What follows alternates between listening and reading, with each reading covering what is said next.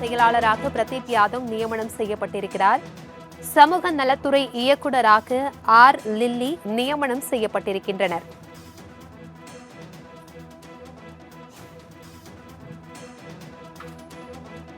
துணை முதலமைச்சரின் செயலாளராக பிரதீப் யாதவ் IAS தற்பொழுது நியமனம் செய்யப்பட்டிருக்கிறார். அண்மை செய்தியாக நாம் பார்த்துக் கொண்டிருக்கிறோம்.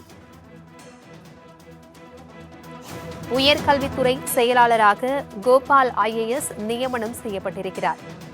இதுகுறித்தான கூடுதல் விவரங்களுடன் இணைகிறார் எமது செய்தியாளர் நந்தினி. நந்தினி, தற்பொழுது துணை முதலமைச்சரின் செயலாளர் பிரதீப் யாதவ் உட்பட பல்வேறு IAS அதிகாரிகள் நியமனம் செய்யப்பட்டிருக்கிறார்கள். இது குறித்தான விவரங்கள். IAS அதிகாரிகள் பணியிடம் மாற்றம் செய்து தமிழ்நாடு அரசு உத்தரவு பிறப்பித்திருக்கிறது. அந்த வகையில் துணை முதலமைச்சரின் தனி செயலாளராக பிரதீப் யாதவ் IAS நியமனம் செய்யப்பட்டிருக்கிறார்.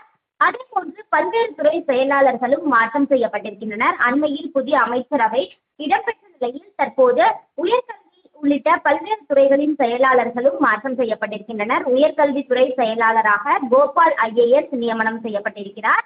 தமிழக தலைமை தேர்தல் அதிகாரியாக செயல்பட்டு வரக்கூடிய சத்யபிரதா சாஹூ மீன்வளம் மற்றும் கால்நடை பராமரிப்புத்துறை செயலாளராக நியமனம் செய்யப்பட்டிருக்கிறார். ராஜேஷ் லக்கானியை பொறுத்தவரையில் வருவாய் நிர்வாக ஆணையராக நியமனம் செய்யப்பட்டிருக்கிறார். இதுபோன்று பல்வேறு துறை சார்பான IAS அதிகாரிகளையும் மாற்றம் செய்து தமிழ்நாடு அரசு உத்தரவு பிறப்பித்திருக்கிறது. அந்த வகையில் தான் பார்த்தோம் என்றால் விஷ்ணு சந்திரன் IAS பொறுத்தவரையில் நிர்வாக ஆணையர், அதாவது வேலைவாய்ப்பு மற்றும் பதிவுத்துறை நிர்வாக ஆணையராக நியமனம் செய்யப்பட்டிருக்கிறார்.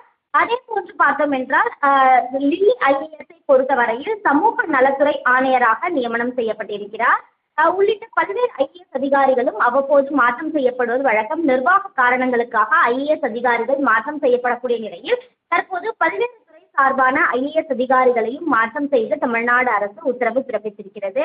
அந்த வகையில் தான் துணை முதலமைச்சரின் தனி செயலாளராக பிரதீப் யாதவ் IAS நியமனம் செய்யப்பட்டிருப்பதோடு உயர்கல்வித்துறை செயலாளராக கோபால் IASம் அதே போன்று வருவாய் நிர்வாக ஆணையராக ராஜேஷ் லக்கானி IASையும் நியமனம் செய்து தமிழ்நாடு அரசு உத்தரவு பிறப்பித்துள்ளது குறிப்பிடத்தக்கது. தகவல்களுக்கு நன்றி நந்தினி.